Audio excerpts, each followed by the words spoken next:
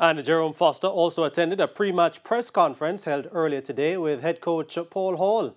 At that press conference, Coach Hall sought to reassure stakeholders that he's fully committed to his job, despite TVJ Sports reports that he handed in his resignation over the weekend.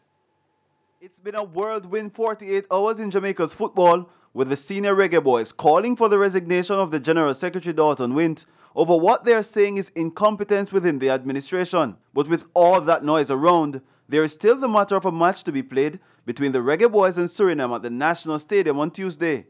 Coach Paul Hall portrayed a level of calm at Monday's pre-match press conference, and when quizzed about his future, Hall took a diplomatic stance. I can't speak about non-footballing matters. All I know is that I'll be there on the sideline, on the pitch tomorrow, giving my all, because that's what we do. It's really, really important that everybody is behind this team tomorrow. We know how important it is for Jamaican football.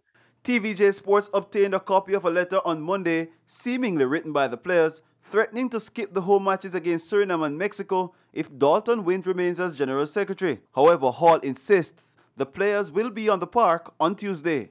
Listen, all I want to do is focus on this game. That's all I'd like to do, is make sure that this game goes ahead. We focus on the game. We focus on beating Suriname and make sure that we're in that Gold Cup draw. And we're looking forward to playing Mexico as well, who should be, we should be looking forward to welcoming in the same way as we're welcoming Suriname. So that's really important to focus on.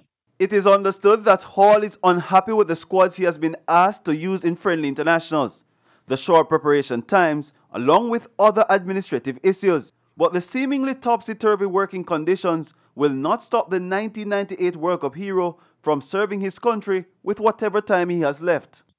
If Paul Hall was a brand, you would never, ever, ever, ever question his commitment. Never. So you don't need to ever question that commitment. That's my direct answer to you.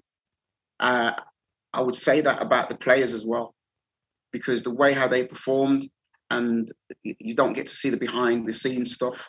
But when they went back into that changing room before the game, we were together, and that was a committed group of people.